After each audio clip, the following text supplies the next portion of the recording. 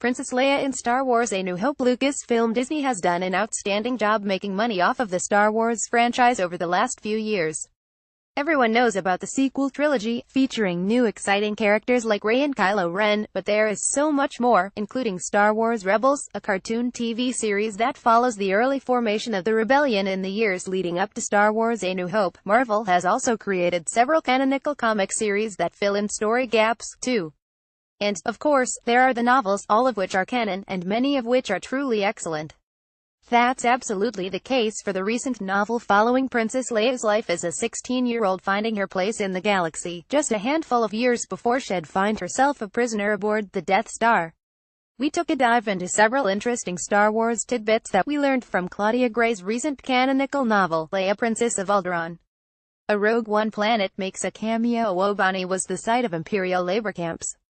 Lucasfilm were first introduced to Wobani early in Rogue One, a Star Wars story. Jyn Erso is being held captive by the Empire, and is being moved to a Imperial labor camp. But just a handful of years prior, Wobani was a different place. It was a once thriving planet, now crushed underneath the tyrannical regulations of Emperor Palpatine. The people of the planet were starving, and Leia's first humanitarian mission was to bring food and supplies to their people.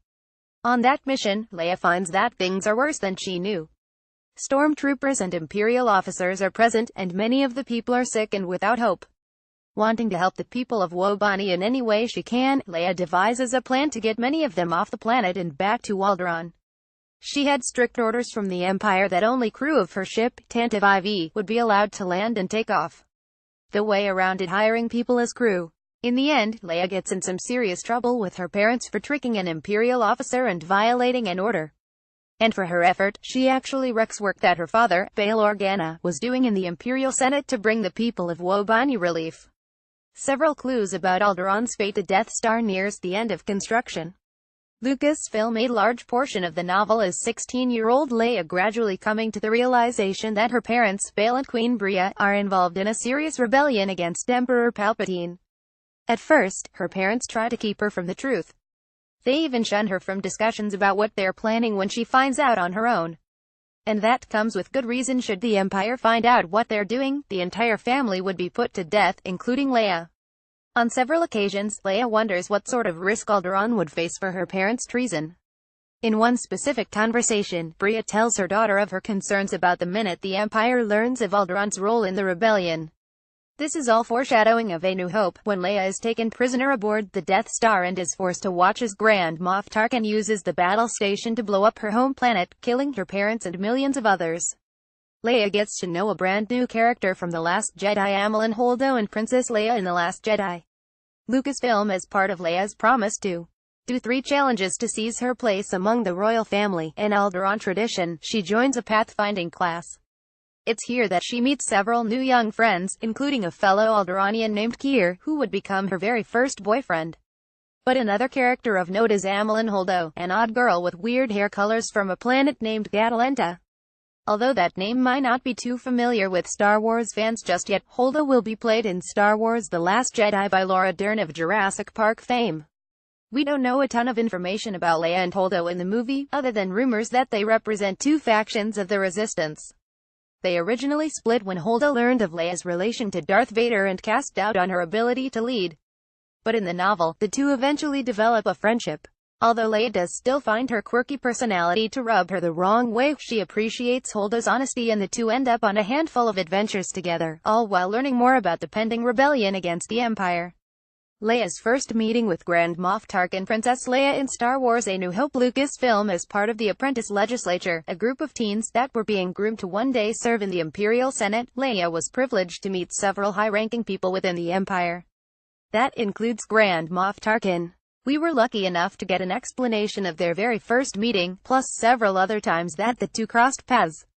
During their first face-to-face meeting, Tarkin brought up Leia's trickery on Wobani, and uttered a phrase that would again foreshadow the events of A New Hope. "You have a talent for finding weaknesses, Your Highness. And for exploiting them. That talent can work for you or against you.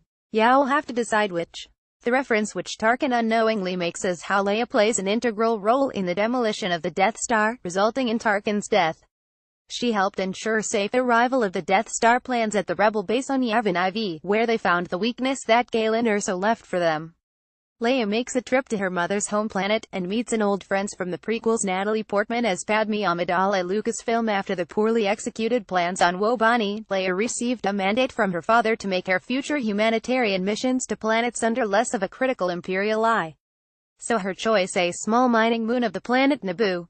Fans of the prequel films will remember Naboo as the home planet of two major characters in the franchise, Emperor Palpatine and Padme Amidala, the latter of whom is Leia's birth mother, although she doesn't know that. There is an interesting moment as Leia nears the planet on her ship and receives what she describes as an unexpected pang. While there, she ends up meeting the Queen of Naboo, and even putting on an old dress that likely was once worn by her own mother.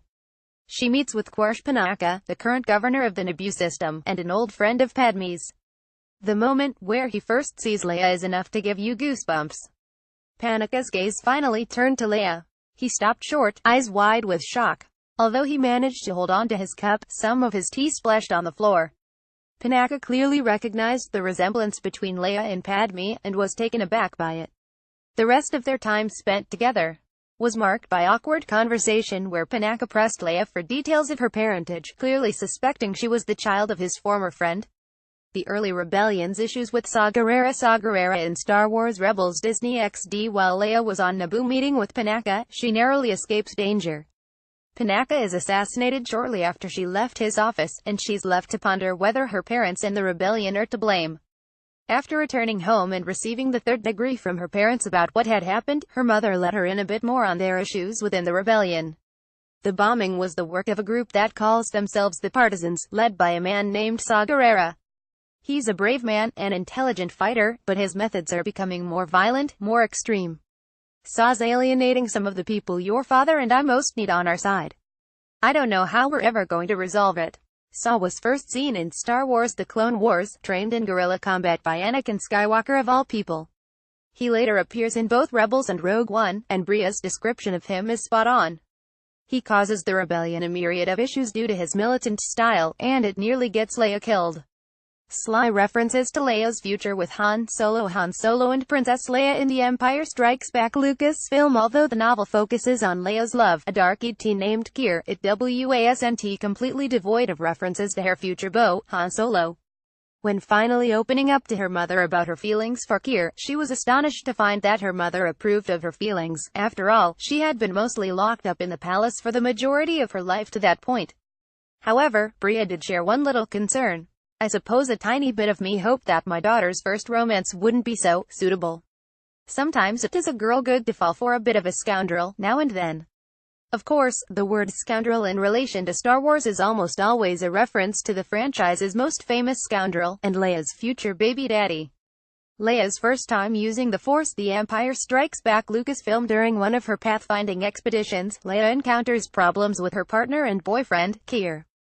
Coming upon a reasonably sized canyon, Kier's protective force field was damaged on an unexpected fall.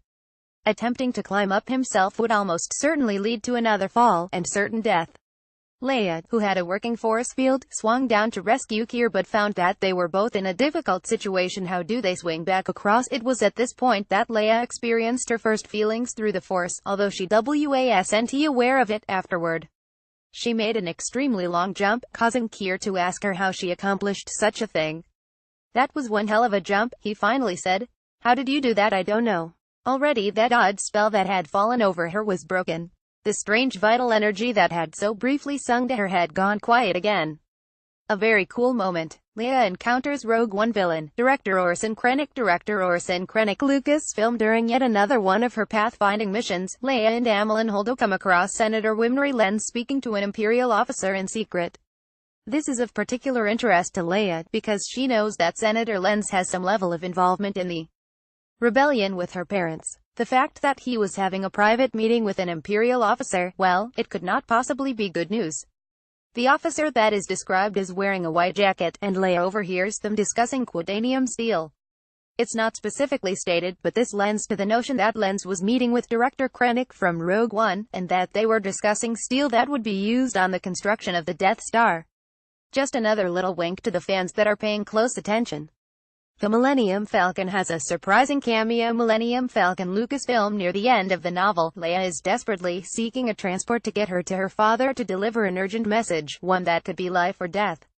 She describes the problems that she hadn't anticipated, mainly that most transports are weary of taking just a 16-year-old girl with no real cargo. At one moment, she even mentions attempting to chase down a YT model freighter. We can't possibly know for sure, but this is almost certainly another Easter egg and a reference to the Millennium Falcon and her future flame, Han Solo. Can you imagine if she had chased down the Falcon, meeting Solo just 3 years prior with his tall, furry companion inside their trademark ship? As it stands, it's just one of many little cameos in the book.